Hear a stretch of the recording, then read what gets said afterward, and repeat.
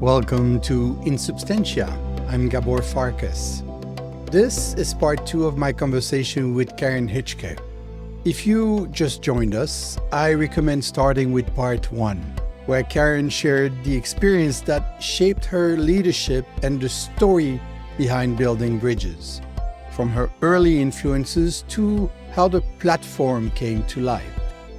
In this second part, we shift focus. We look at building bridges as it exists today, the challenges of multi-stakeholder governance, its place in Geneva's international ecosystem, and the ethical and strategic questions that come with creating a space for collaboration in an increasingly fragmented world.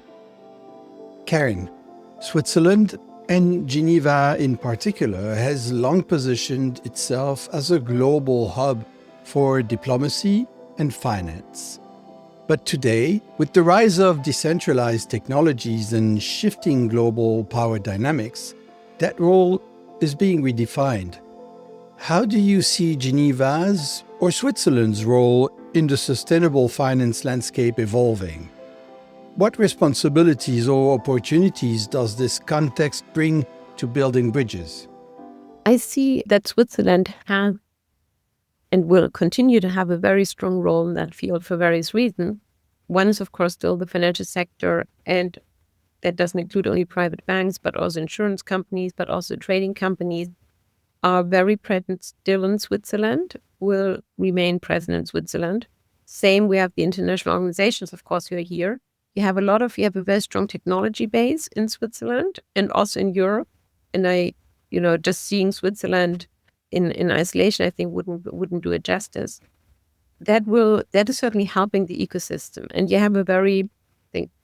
have a stability and a continuity that is, especially in turbulent times, really important.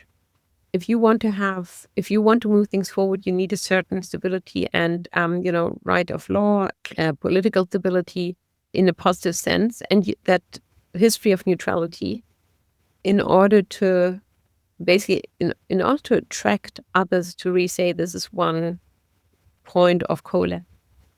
Is it going to be the only center? No, hopefully not. I was talking about multilateralism, about other countries taking this theme. I think it's really, really important to, I wouldn't say to democratize that, but to say there is a network of hubs. Singapore is clearly emerging as a leader. You have very strong initiatives in London. I mean, London is an amazing system of finance center. There's a lot of innovation happening there. And you have other centers as well. There's a lot happening in Brazil. I think China is progressing very, very fast also in terms of, the technologies that are necessary for some of that transition. Carbon markets have been implemented in China, the right incentives, and in many others as well. Switzerland, I think, has a very strong position as one of the sustainable finance centers, but certainly not the only one, and it shouldn't be the only one because it would be limiting. I think it's more like how can you learn from what is needed in order to provide the right environment, and how can you collaborate with other centers to really make that movement much wider. I think that's also going to be much more effective than just trying to, be the one where everything is kind of, centralized.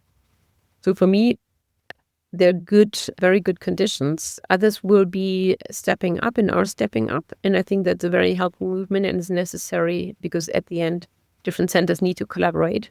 And if Switzerland can play a role in saying this is how it's done best, we are, kind of sharing best practices, I think that is an important role to play, rather than trying to put yourself out front and center as the only one in that field. Technology often races ahead of governance and innovation in finance, especially digital finance. It can easily prioritize efficiency over ethics, but some actors are trying to reverse that logic. Are there emerging technology frameworks or ideas you believe building bridges should engage with more directly in the coming years, especially those that challenge us to rethink the ethics of finance and development? To be honest, I think that's a really difficult question. And I'm not sure how to answer that. I'm not sure what it's targeting. It is more like, really for me to clarification, is more like blockchain technology? Is it about financial inclusion systems? Is it about AI and potentially creating differences is about how AI is being used in very specific technologies. I mean, it's such a wide field. So if you can specify a little bit, I think that would be Well, helpful. it's difficult because you brought up all the possible technologies that could play a role. I can't specify one because I'm thinking of all those as well. Okay. Yeah, I think that's a complicated discussion. It's a multifaceted discussion, I would say. On one hand, you say one thing is, of course, the energy need that data centers have and how that is driving overall energy consumption, and it's significant.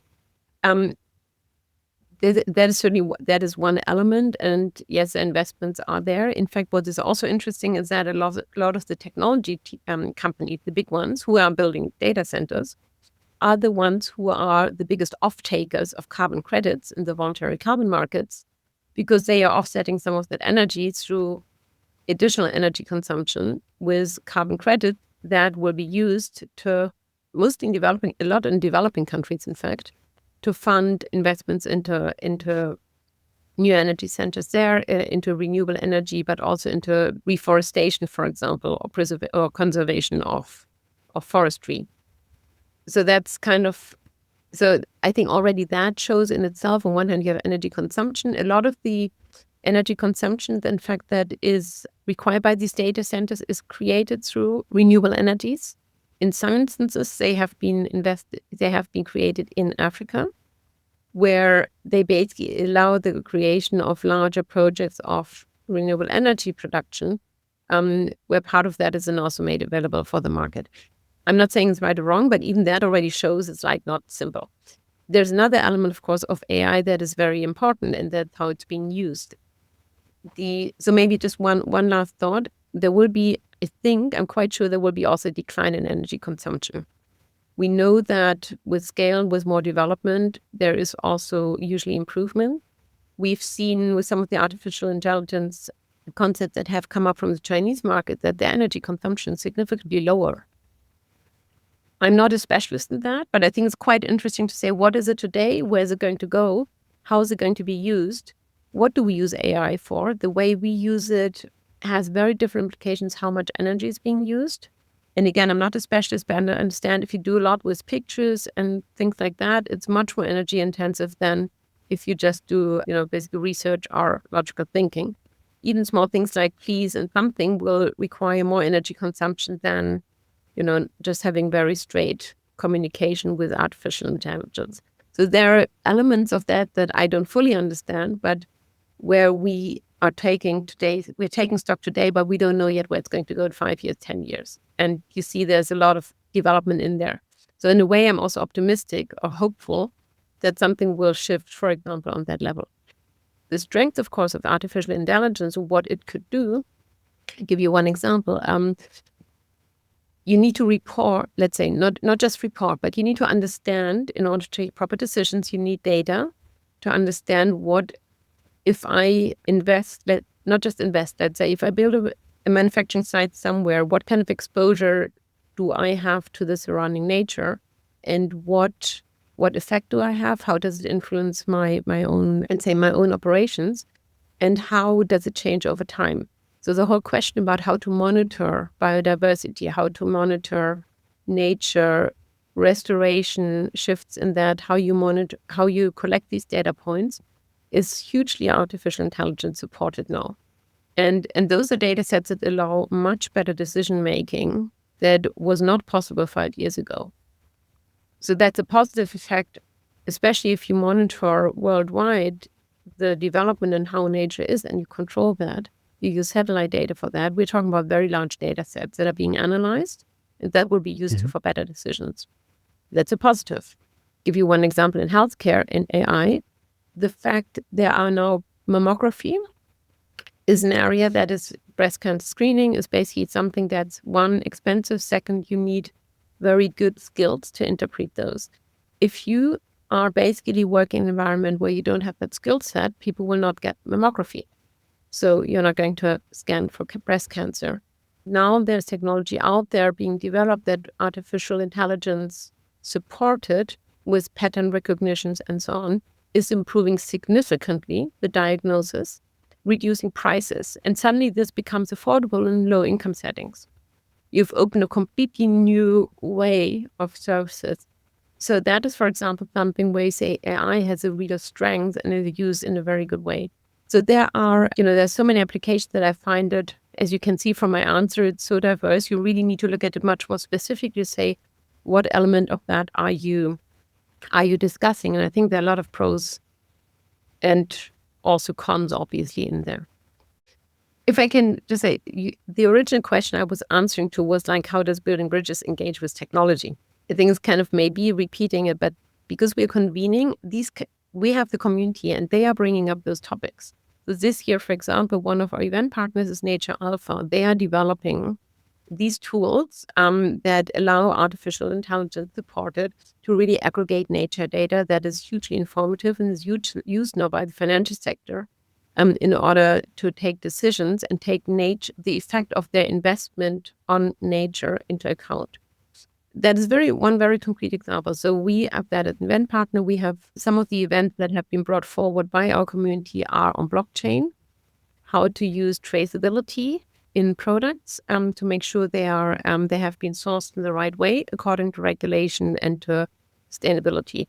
So again, our community is bringing up those topics. We will have sessions on that. And this is really how these things are being showcased and brought to the surface. And we've seen that over time. It's a repeating pattern, and it definitely has a space at building bridges because it's hugely important. Yes, this is a very important issue, especially in the healthcare sector, which is also the one that's most impacted by counterfeiting. And counterfeited medical supplies, drugs have a terrible impact on the health of people who are buying counterfeit instead of genuine ones. Yep. We often speak about bridging sectors, and this is a connecting back the dots. But what about regions and worldviews? As tensions rise between geopolitical blocs and developing economies seek greater influence, global convenings face challenging questions about voice, power, and inclusion. How is building bridges working to avoid becoming an echo chamber for the global north? And what more could be done to meaningfully include other perspectives and priorities? Yeah. Really important question. And I think there's an ongoing tension. If you have if you have a physical event that is happening somewhere, you need to get people there, obviously. It's not just a matter of cost, but it's also a matter of time, visa sometimes. But you also have to think about how effective is it to bring everybody together in one place. We do include, in terms of the topics that we cover, we have, in terms of speakers, more people from the north, if you want to say so. We will have representatives from other regions, from Asia, from Latin America, from Africa. We have also quite a delegation and events, in fact, around that's coming in from Africa and from South America. The other way around, though, we are working very closely on specific topics with several African networks, for example, and we want to develop more connections also with other regions. That's over time. You don't do that overnight. But from the activities we have been, we had the conference, for example, we organized last year. We had really good connections being built with different networks like ABCA, ABPA, with ANCA, with FSD Africa. So those are partnerships that we foster and where we have an exchange, and that will also allow us to be more targeted. So as we do ongoing work, not everything will be around getting 2,500 people together at one conference in 3 days, but it will also be an ongoing work to say, where can we have a more specific exchange on certain topics and how do we liaise with other regions? That will be an important element in how we develop further our programs. And they will have to take all the agendas, in fact, if it's nature or if it's carbon, but also on the social side. A lot of that is absolutely relevant, not just for the global north in that sense, but really for everybody. And there are a lot of cross-cutting elements like, let's say, blended finance structures. If you think about that, working with multilateral banks, with public-private partnerships, those are elements that affect everybody and, of course, are having global implications. So we need to get the right parties around the table in order to develop those. anyway, the North and the South. There's no North and South in that sense, but it does have to bring together those also geographically, those who need to be part of the story. And one concrete example I would like to bring though this year, and we've been thinking about that. So this year we have a representative from Zambia outside the summit, but also in the high-level plenary. And what we are in fact showcasing is how an ecosystem is working together to invest in nature solutions in Africa. And that will have representatives from all the different stakeholders because, as I said, you have to have the right partners across the table. And that includes the implementers. And those implementers are not sitting here in Geneva, but they are definitely sitting on where the action happens. And that is, in this case, in Zambia. Every long-term initiative needs to periodically question its own premises to remain relevant. With climate instability, AI acceleration, and social polarization reshaping our world, resilience isn't just about systems, it's about vision. What questions are you asking yourself now to ensure that building bridges doesn't just stay alive, but stays necessary and transformative for the next decade? Yeah, I think this is a great question, Gabor. What are the questions? I think it really is thinking about how do we go with the flow in a way of how do we pick up what's new. So even in the 6 years or 5 years that we've been around, you've seen a lot of shift in what was top of mind of people. Because things obviously are not static. The whole area of sustainable finance is moving on, is moving forward. So how do you make sure you stay up to date, not just with the current trends, but what's coming, where now intervention is needed, where we really need to deep dive and focus on? And just to give you an example, when we looked, in fact, at all the action events we received for the conference since we were incorporated or since we started in 2019. And there's been a huge shift in terms of what the themes are that are being submitted. So what is really driving the community? And when we talk 2020, 2021, 2022 still was a lot about a resilience on the health side. It was a lot about COVID, basically things that are very health related. Climate was always an issue, of course. And now this year, for example, we've had a huge spike in nature finance events. So clearly there's a shift also of what is driving the community. And I think that's a really important thing to say. How do we stay very close to our community? How do we listen? How do we see what's happening? Because they are the ones who basically are our radar to what's happening. I think there's a second question really about how do we stay meaningful or how do we need to adapt? There's always this talk about systems change and how you need to change the financial or the economic system. And I think that's a delicate balance, especially when you talk multi-stakeholders. But there's a real question about what does fundamentally have to change, also in terms of mindset and what the economy and what finance is there for. And that's, how do you make sure that it's incorporated in your thinking and you're not just, doing little changes and some tweaks to the system, but you really fundamentally ask yourself, what's need to change fundamentally in terms of how we think about economics, how do we think about finance? And I would say there's a third shift. I know that it's just reality, of course, and we've spoken about that, I think, already last time. One is more multilateralism, less dominance of one region versus the other one. And that, of course, is also demonstrated by the whole shift in economic weight of different regions and population weight. So if you think if you know where the population is moving, where growth is going to happen, and that is both population and economic growth, it's not going to happen in Europe. It's not going to happen in North America.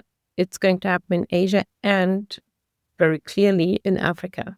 So the whole weight is going to shift. And I think that really we really have to adapt how we think about that and how we make sure that that reality of political weight, population weight, economic weight is reflected and adjusted over time. I suppose there's another factor that we will have to consider because of the demographic pressure on Occidental countries, such as Germany and China. Well, China is not an Occidental country, but Japan and other European countries. There'll be also migratory movements, and those will have to be taken into account. on how to involve them and not to provoke a cultural imbalance in the countries where they arrive to? Yes and no. Yes, you'll have migration. Migration will not absorb let's say, the changes that are happening. So the solution won't be to have people migrate to Europe, let's say, or to America or something. Plus, we also don't know, by the way, how these economies, not just economies, but these continents are climate-wise also going to adjust. That's why I think we do need to think much more holistically and globally and not just say, yes, let's just move people. Just physically, and this has nothing, and I don't want to get into political debate on that one, but just physically, if you think about the growth that is happening in certain regions, a continent like Europe, a continent like probably also, North America, cannot absorb these numbers of people. And this is not just about cultural integration. I think it's just physically, economically, it's not going to be possible. So I do think we really need to rethink the system completely and not think about, how can we kind of mitigate migration. I think fundamentally we need to really think about how to solve it and how to go to the roots to where it comes from. And that is also related to conflict and clearly the climate and nature destruction. That's what we really need to address. We need to address financial inclusion, inequality across the globe, and not just by trying to balance it out by taking some people. It won't be enough to solve the overall problem. It's way too big for that. So that again would be like a little, Band-Aid put on top, not a little one, maybe a bigger one, but it's clearly not sufficient to solve any problem.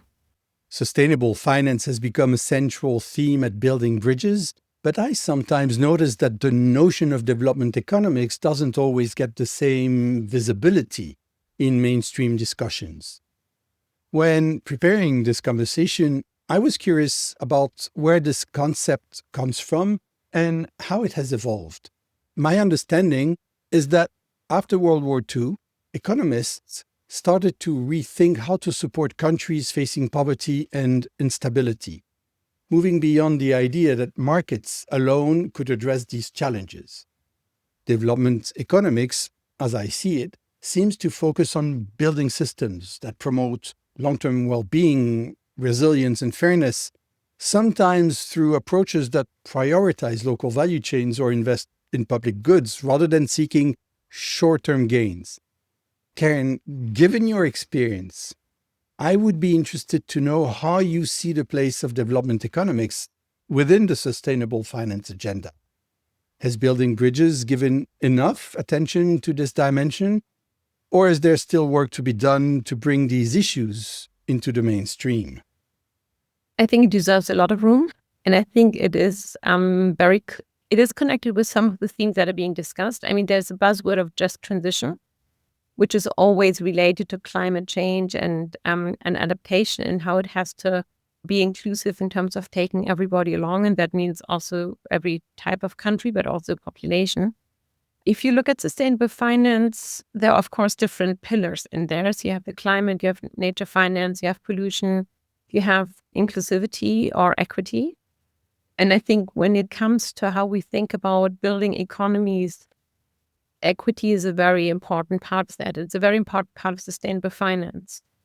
A lot of the elements that we are discussing at Building Bridges, but also wider in the community, is about how do we provide more investments in developing economies, and that is capital flows, accessibility, the question about over-indebtedness. A lot of the structures that are related to carbon markets, in fact, are also a matter of how do we make climate funding available to low middle income countries who are the ones, in fact, who have the nature reserves and who are suffering from climate change. So it's also a question of money flow. And then there's there are these social elements, of course. And if you think about it holistically, you need to really think about how you design the economy in countries. And things are happening differently. So, for example, when we went to Africa last year, what was really interesting for me is to have a discussion with the classical investors who said, there are no investable opportunities in Kenya in agriculture because it doesn't fit how we invest. But that's the wrong point of view. because economy, the way these businesses work is different from how they work potentially in Europe. You also have to adjust how you finance them. So private capital might go in there, but it might have to be much longer term. There is no exit market if you do equity investments. So I think those are all elements that are really important to adjust to the way economy work. That in this example was Kenya. So therefore, what kind of capital is needed? And maybe it's more like long-term debt that is repaid with revenues, things like that. There's another element that I thought quite interesting is, for example, in agriculture. We spoke to one entrepreneur who has a huge agricultural company in Kenya, and he said he's also the largest non-banking financial institution in Kenya. So he has a large number of loans that he gives out to his farmers so that they can buy input. So he then later on can basically buy the product from them. And so the way these businesses are set up is very different than a business would be run in Europe, for example. And I think it's really important to keep that in mind and to design financing around it, sustainable finance around it. And it also means that a lot of these approaches, in fact, are already more inclusive than what we ever had. Or maybe we had it 100 years ago when cooperatives were developing, but it's something that is now happening in a lot of countries. We need to adapt the system around that. We need to take that into account. And that is clearly something that's surfacing when we have those discussions to say what are also appropriate ways in how to fund, how to develop the economy, and how do you need to change frameworks to make that happen. During past Building Bridges events, development-focused actors like UNDP have introduced the term in country-specific settings. For example, supporting peace and equity through impact entrepreneurship in Colombia. But these discussions often remain siloed from the core financial dialogues. When development economy perspectives have entered the conversations at Building Bridges, what kind of response have they received from financial institutions and investors? Are there signs of real alignment or only polite interest? As long as it stays in a silo, I think you will always have niche players interested in it. And I think I've been in impact investing for 15 years or 10 years before I joined Building Bridges. And I've seen that it's a little bit of an isolated crowd, or was at that stage at least, which was interested. The more that approach grows, though, the more you get also larger investors interested. So it is to some extent mainstreaming. But I think there's also new reality dawning, and that is how interrelated, for example, supply chains are with our economy. So you can't really ignore that fact. If you look at critical minerals at the moment, for example, I think it's a fabulous example. If we don't solve the question of how to source responsibly and sustainably critical minerals from, let's say, Congo, for example, from DRC, they have a lot of reserves. It's a potential conflict area. It's one of those classical ones where you had extraction. If you don't solve that long term, then the climate transition, in fact, is not going to happen because we are going to miss a huge amount of critical minerals that we will need for that. Now, maybe that's a necessity, and that might sound cynical, but it forces people to really think much more in an integrated way and much more on how to address it and how to make sure that these supply chains are stable over time. They are not exposed to crisis. They are inclusive in a way that people basically have their income in the long term. These countries have an income in the long term. So there's really an interest to keep them stable. So the cynical view is, of course, well, as long as it makes business sense, we'll have to do that. But it forces financial actors to think about it. And I think that has definitely gathered interest. You see the same with agricultural supply chains, where a lot of crops are coming from low middle income settings. There's been exposure, also partially caused by the Ukraine war, for example, where you say some of the sources are falling away or basically are more in danger. So that integration of supply chains, really thinking about how to keep that stable, is a way on how to get financial and economic and business players really interested. And we will address it this year. It's a question about, how do you ensure supply chains? How do you work with supply chains? like coffee, for example, cocoa, that are relevant, prices have spiked. So there's a huge interest in making those work. And it forces the business community and the finance community to really think about how to solve it in the long term and not just ad hoc because the spot market has moved up or down. Development economies also raise broader philosophical and political question. Who is the economy for? And who defines its purpose? So you mentioned cocoa, but I was thinking of avocado. There's a well-known example, I think it's in Chile, where there's an entire valley that's dedicated to the production of avocados, and they're using up all the water, so the country has to truck in water for the local farmers because there isn't enough for them to drink and to grow their own crops. Do you think that Building Bridges community is ready to ask more fundamental questions about what the economy should serve? And are there spaces within the platform where these deeper conversations are already happening? There's definitely space for that. You might not see always these discussions in public. And I think one thing you also have to remember, Building Bridges basically is a very wide spectrum of people. So what's important, you'll have different opinions, not that you have one opinion, but you'll have a lot of stakeholders who will ask those questions. And even in the financial field, in the investor field, you basically have a whole range of investors who think differently about it. They think about long-term, some are more short-term oriented. They think about that question of, who does investment serve? You have family offices, in fact, who are present there. So you can't say it's the system. They are individual players. They are very different. They are at different places in their journey. You're very advanced players who will say, call the classical next gen, but it's probably not. It's a little bit too encompassing. But you have a lot of people who are now inheriting, who are the next generation, say, I want to invest differently. I'm putting pressure on asset managers.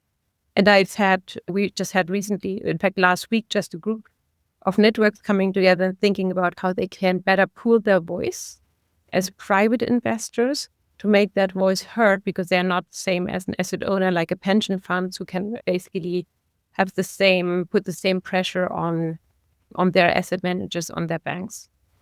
So I would say absolutely there is space for that. We do create the space. That discussion happened last week. And what the strength of Building Bridges is one, that the people who come are very open-minded to have at least those discussions and to challenge each other. And increasingly, we are providing also private space, and that is behind closed doors, where you can have discussions in a very open way without everything being put into the newspapers right away or being online researchable. And that does allow very open discussions, and people are definitely questioning, how to make it work, what the pressures are, and what is the real purpose. But it's bound to happen with that stakeholder base and the number of people you will have. We have 2,500 people at Building Bridges. You'll have 2,500 different opinions that are all slightly different. And I think the strength is we need to get all those voices out and have a healthy debate about what it means. And that debate needs to go on. And I think it has shifted a lot in the last 5 years, 10 years, 20 years. I think the world is definitely somewhere else where it was 20 years ago in terms of being sensitized to certain topics. And I think we shouldn't forget that there's been a lot of progress made, even though sometimes it looks really daunting to what is still ahead, for sure. So people who work in systems change often carry with them a small constellation of personal inspirations, whether they're individuals, books, movements, or ideas.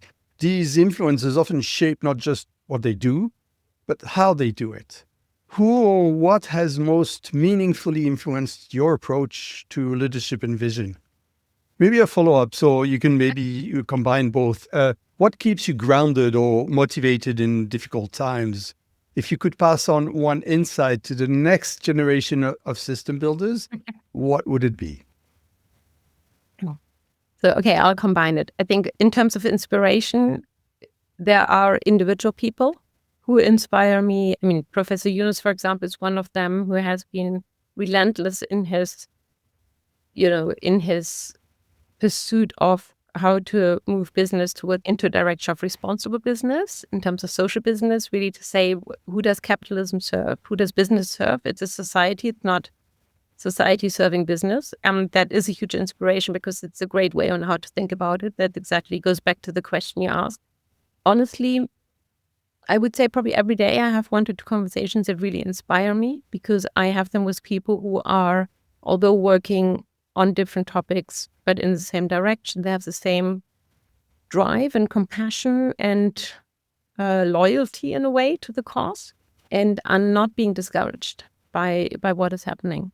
And the more you see that, and I think it in fact it culminates when I, basically was at Building Bridges 2024, and I just saw these hundreds of people having really engaged conversations and being really, action oriented, really wanting to move things. It's like that individual way, say individual people amassed together will make a difference.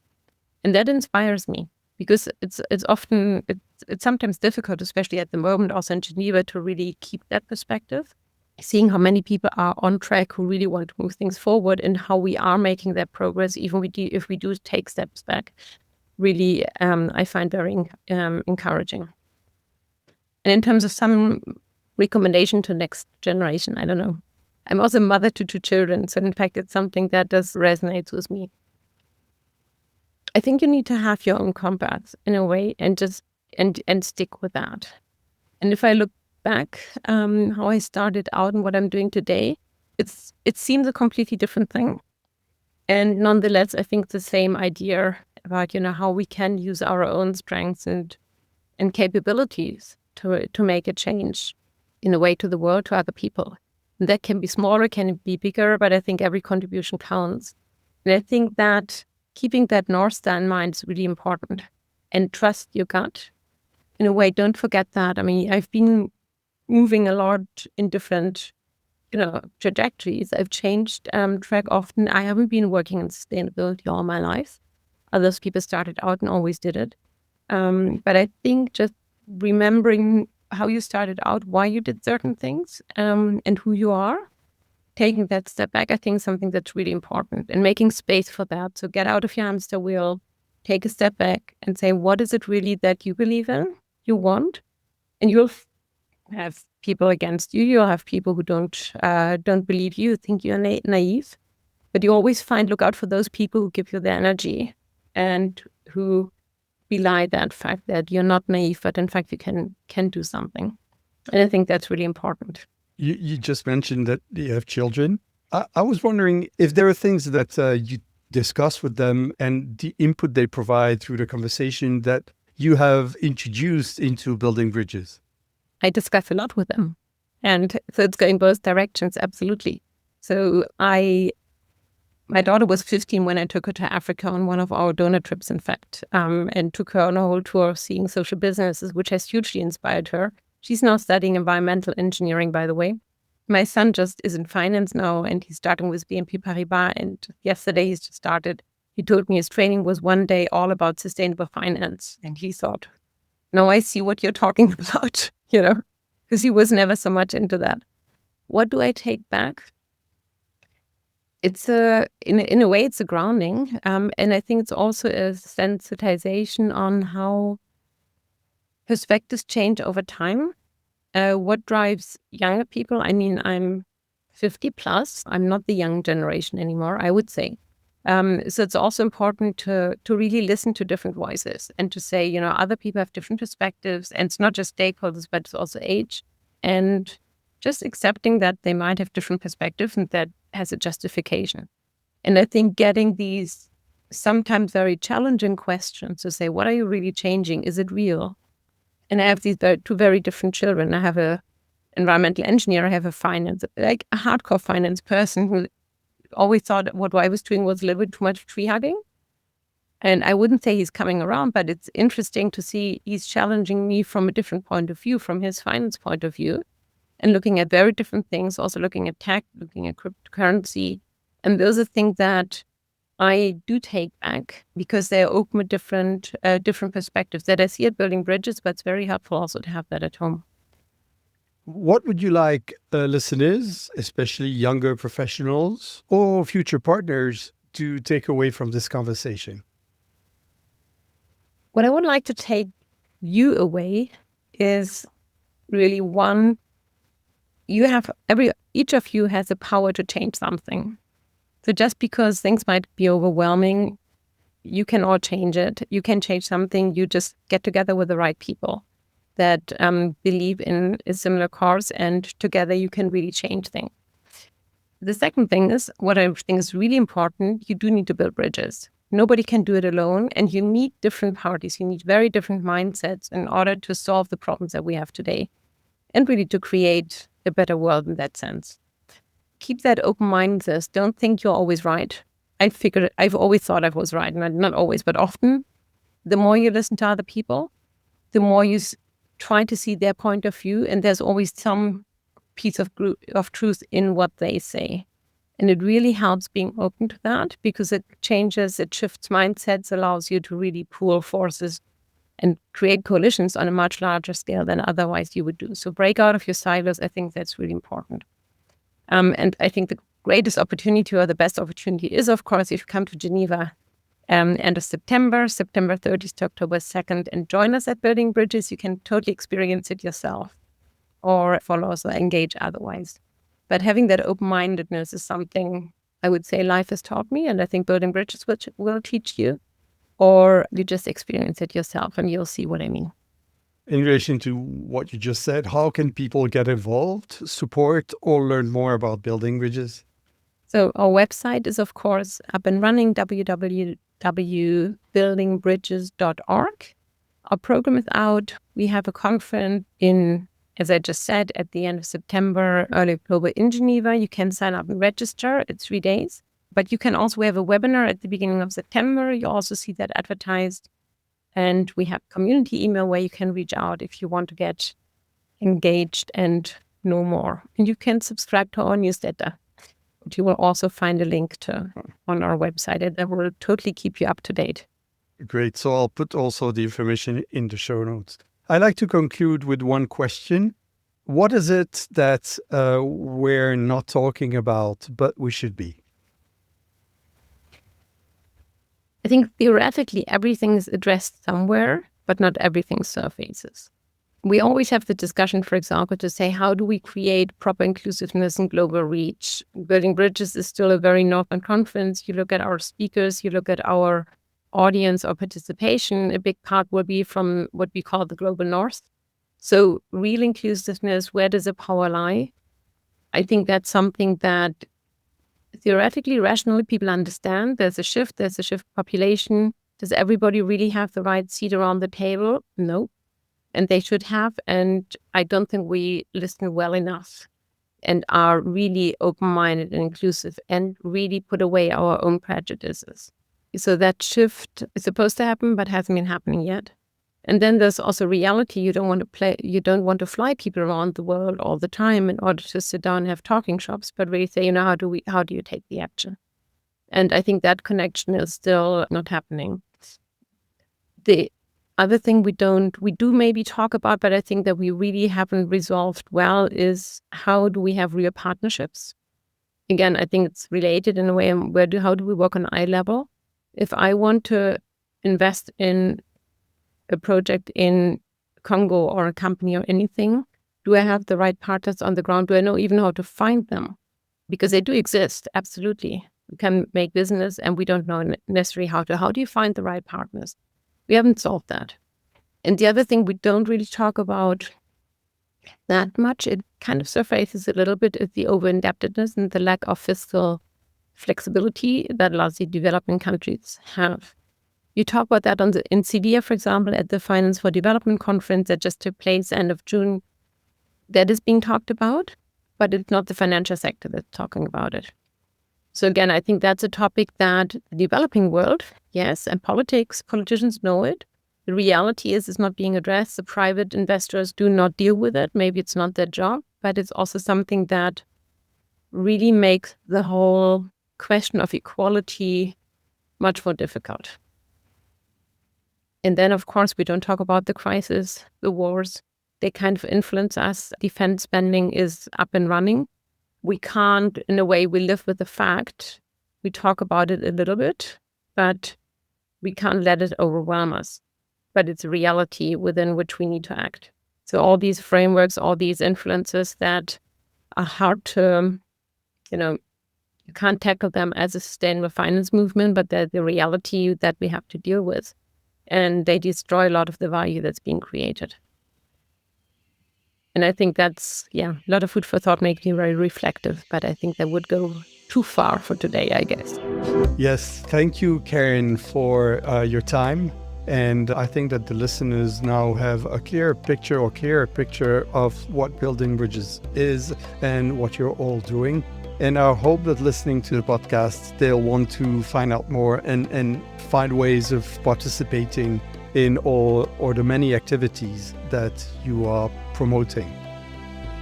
Wonderful. Thank you so much, Gabo, for having us. I look forward to, inviting more and more people into our community for where we want to go and what we want to create. Thank you very much. Thank you, Karen.